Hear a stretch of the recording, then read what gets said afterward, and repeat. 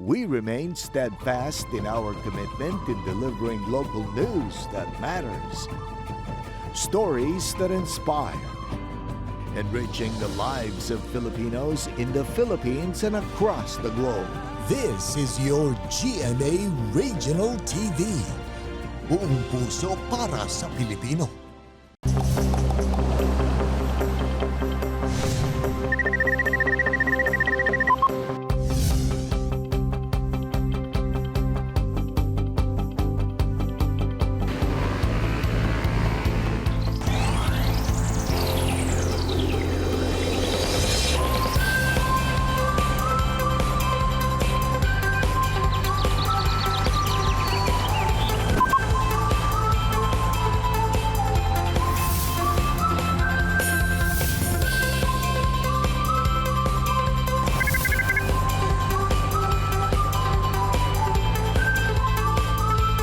Kini ang At Home with GMA Regional TV. It's a great Monday morning mga kapuso all over Mindanao. Kamustahon po nato ang atong mga kapuso nga nadinha sa Takurong ug Isulan sa Sultan Kudarat Province. Say, maayong buntag! Mayong buntag sa Attorney Resi, kamustahon sab nato ang atong mga silingan sa Upol ug Taguluan dinhi sa Misamis Oriental Province. Mga kapuso, akong makauban ang usa ka Misamisnon nga kakuhaan natong inspirasyon. Ang iyang istorya atong ilailahon unya, ang maliit man sa inyong paningin, kayo'y pabibilibin, si Mark Vincent Bahade. Sayong mga kapuso, laing Zamboangan nasab ang nidaog sa weightlifting sa baguhay lamang nga 2021 Youth World Weightlifting Championships sa Jeddah, Saudi Arabia. Atong makauban this morning si Jean Ramos. Ug sa best of naman mga kapuso, atong ilailahon ang Rising Girl Group gikan diri sa Davao City nga 4-core.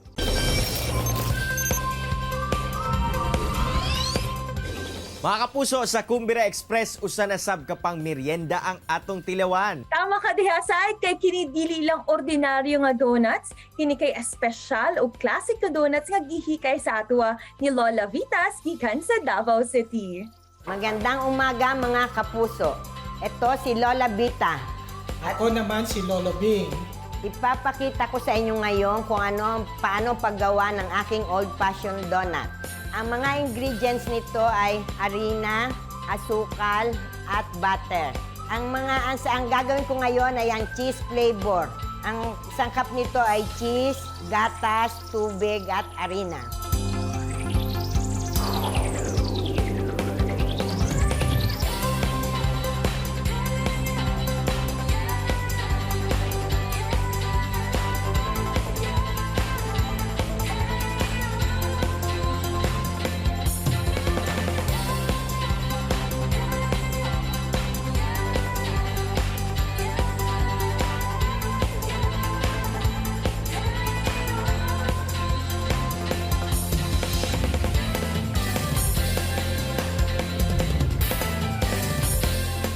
Habang pinapaalsa pa namin ng donut na dough, ipapakita ko sa inyo kung paano ang paggawa ng cheese filling.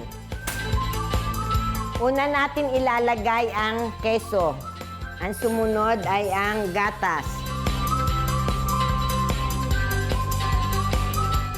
Imimix mo silang dalawa para matunaw yung keso. Pagkatapos natunaw ang keso, lalagyan mo ng harina.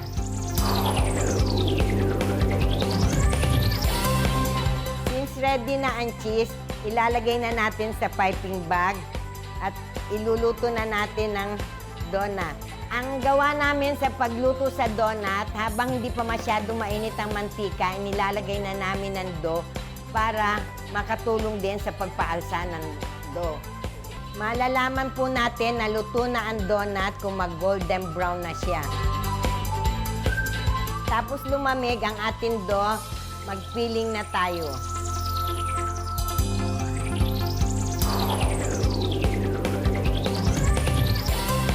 Mga kapuso, ready to serve na ang ating old-fashioned donut. Papatikim natin kay Lolo Bing.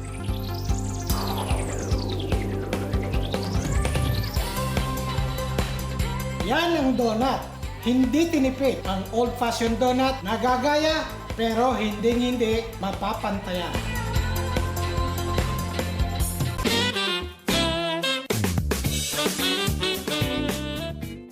Good morning mga kapuso! It's Bistag time na sab! Ug laing talento na sab ang atong diskubrehon diri sa At Home with GMA Regional TV kauban ang Rising Girl Group gikan sa Davao City nga 4 Core. Good morning girls and welcome diri sa At Home with GMA Regional TV. How are you? Medyo kinakabahan pero at the same time excited po kami. Marami kaming gustong malaman na mula sa inyo, but syempre umpisahan natin sa simula. How did you guys start your career in singing? Ako po is a solo artist and nagbabanda po ako. Meron po akong mga kasama na mga musikero. And nag-appeal po din Battle of Nine man is so sumasali na ako sa mga singing contest. Mahilig na ako sa pagkanta and nag-guest ko sa mga weddings, birthday events, o daghan pa. Ako naman po, nagmula ako sa MRC, which is Mindanao Repertory Community. Nag-Broadway musicals kami at nag-theater. At ako naman po is nagka-cover ako sa YouTube, meron akong YouTube channel at kumakanta din ako sa mga debut and events. Bali nag-group ni Coach Jerry Malinog tungod kay November, I think, na invite niya personally para mag-create as a group and we had this conference. For Bridget, how was your experience so far sa Your Song of Excellence na singing competition? Can you give us a little more background about that? At siguro yung mga highlights ng experience mo. Actually, yung manager namin ang nakakita ng audition and then nag-submit siya ng entry namin as 4 Core. Then, may tumawag sa amin or specifically sa akin as na-assign kasi ako as leader. So, tumawag sa akin yung producer or manager ng Your Song of Excellence, which is yung sinalihan namin. And then, she informed me na nakapasa kami. Yes. And how does it feel to be able to represent the country and especially Mindanao? Sa ganung patimpalak, like Your Song of Excellence, national TV, national competition yun. Sa daming nag-audition, overwhelmed and blessed, syempre naman, kasi national and first time namin ma-accept sa ganung na competition. Nakaka-proud.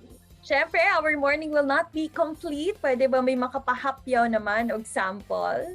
Heard that you're settled down, that you found a girl, that you're married now. I heard that your dreams came true.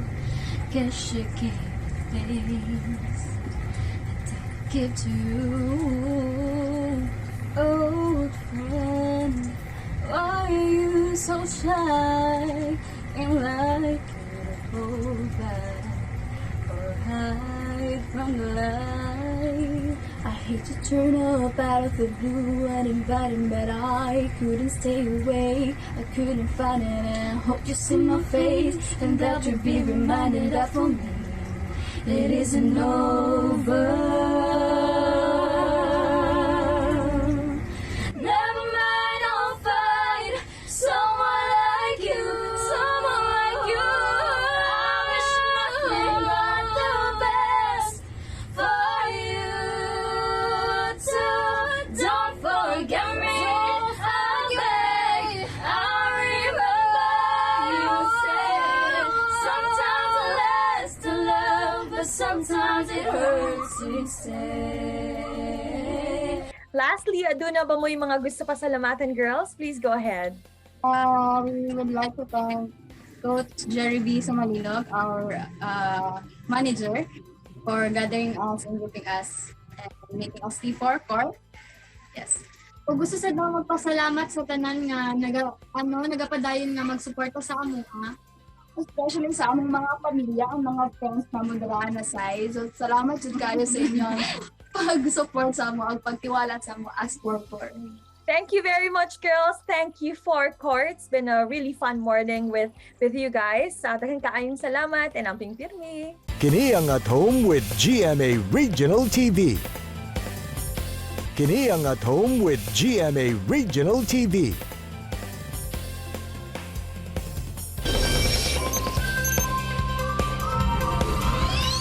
Mga puso, gamay man sa inyong panlantaw pero dako ang kasing-kasing ug pangandoy ni ini.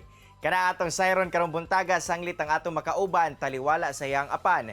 Apan nakahuman gayud siya sa iyang pagtunga sa senior high school ug nangandoy pa nga mahimong usa ka profesional. Atong sabay-sabay nga ila-ilahon si Mark Vincent Bahadi.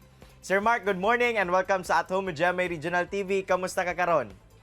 Mayong adlaw sa pananog sa mga mananaway, ako karugoy sa Ginoo, baskog ang lawas ug aniya karon sa inyong mga screen, andam nga i-share ang akong kinabuhi. Mark, pasensya na no sa pagpangutana pero unsa ba ang storya sa imuhang kahimtang? Sukad bata pa lang baka, ingon ana na baka?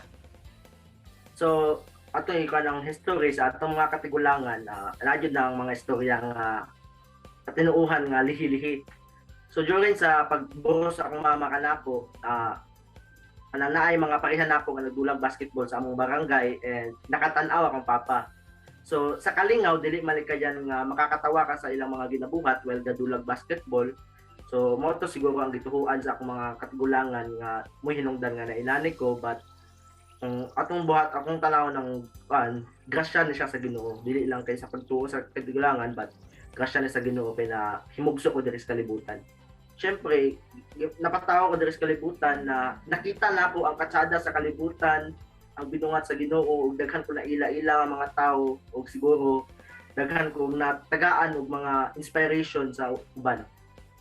Aduna ba kay mga diskriminasyon nga nadawat pod tungod sa imuhang kahimtang? Giunsa nimo kini pag-handle? Siguro sa akong sitwasyon, bisan unsa man nga kapintasan sa kinabuhi, di man din na malikayan ang mga diskriminasyon. So sa ako nga part, ginahandle na ko sila the best way I can. So ang pinakang pamaagi na ako nga ginahimo is gina-ignore lang na ako sila. But dili tanan. For example, nay nambuli sa ako or nanaway sa ako nga inana-inani. So ginapan ako nga ang reason nga nung inana. So posible pod kay di biya malikayan nga ako tawa pod biya ako manghinaway. So base nang hinaway ako sila isip balos kanako. So okay ra to sa ako, balos-balos lang tao ka man ta magnaway. But if kanang natapakan na yun nila akong pagkatao dana nga time, istoryahan na lang ko sila and explain ako sa ila nga tao ka man ko, gasya ni sa Ginoo nahitabo kanako. So dapat respetagay lang ta. Ana lang. Alang nimo Mark, ginsabay mga nahimong kusog nimo o hinungdan nga nakahuman gayud ka sa imong pagtunga sa senior high school ug karon naglaom nga mahimong usa ka profesional. Ang pinaka-inspirasyon jud nako duha, since akong papa sa kamaayong tao, yang gitudlo ko nako nga dili magpa-apekto sa mga istorya sa mga tao, and ang ikaduha ako mga igsuon professional. So lain po sa ako nga part nga di ko maningkam sa kinabuhi nga di ko professional do. So kayong ako ready po na sa among mga igsuon. So mo tong gihimo na akong stepping stone nga aning kamot tungod kay ako ra wala pa nang himo professional. Karon unsa ba ang mga plano nimo Mark sanglit nagpadayon ka sa imong pag-eskwela? So during sa senior high school ko, first time na ako for 17 years nga malayo ako sa akong ginikanan. Pero dako ko akong sa eskwela kong high school elementary nakasamong barangay. So first time dito ako malayo sa akong ginikanan, and syempre inani ko, so lisod kayo mag-adjust ko sa akong environment ng inani ko. So dako kay nga tabang nako nga na mo na pailayo ko pinawag na encourage ko na ako galingon nga maningkamot nga makaila-ila o makapag-amigo. Kaya ako aduna ko yung mga makaabag sa kinabuhi ako makahuman sa eskwela, and thankfully sa grasya sa Ginoo nahuman ako ang senior high school kay dili na siguro sa pagpaningkamot apan sa akong mga pamaagi nga nang hingamigo manggod ko. So daghan ko na ila-ila. So 2 years from now, graduate naman siguro, grasyaan sa Ginoo, kag-graduate ko, akong gusto nga mahitabo is, kuhan lang, either mag-proceed ko sa mag-change ko course into education after na ako mahumaning nga course, or kuhan na lang ako'y magnegosyo, kay since during mag-graduate na ko is mag-retire na po akong ginikanan na lang at time, hapit na. So, posible nga, negosyo or mag-proceed ko education since education ni kasagara sa among pamilya. Og lastly, aduna ba kay mensahe ngadto sa mga susama nimo nga aduna po'y kahimtang no o kaning espesyal nga kahimtang unsa imong matambag ngadto kanila? So, tulo ako tagaan og mensahe. Ang una lang akong tagaan og mensahe is katong mga sama nako nga adunay mga kapintasan. So, sa mga adunay kapintasan sama nako, padayon sa paglambo, ayaw pagpaapekto sa mga istorya sa uban, kung unsa ka, unsa na. Importante nga wala kay natumban ng mga tao. Daghang salamat Mark Bahade sa imong oras nga gihatag dinhi sa At Home GMA Regional TV ug nahimo kang inspirasyon sa kadaghanan padayon sa paglambo. Walay problema. Arigato. Mga kapuso, chillax lang mo kay mubalik pa ang At Home GMA Regional TV. Kini ang At Home with GMA Regional TV.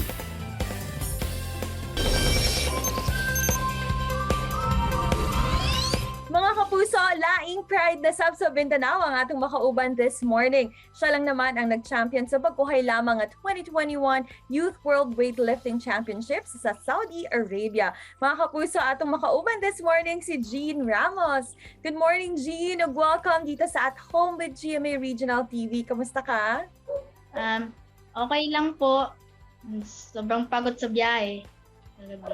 By the way, congratulations pala sa recently concluded IWF Youth World Championships. Pero pwede ba namin matanong, when did you start in this field and kailan ka ba nag-umpisa in really immersing yourself in the world of sports? No, thank you po. Nagsimula po ako ng 12 years old po sa weightlifting. In-invite po ako ng kapatid ko po, weightlifting din po.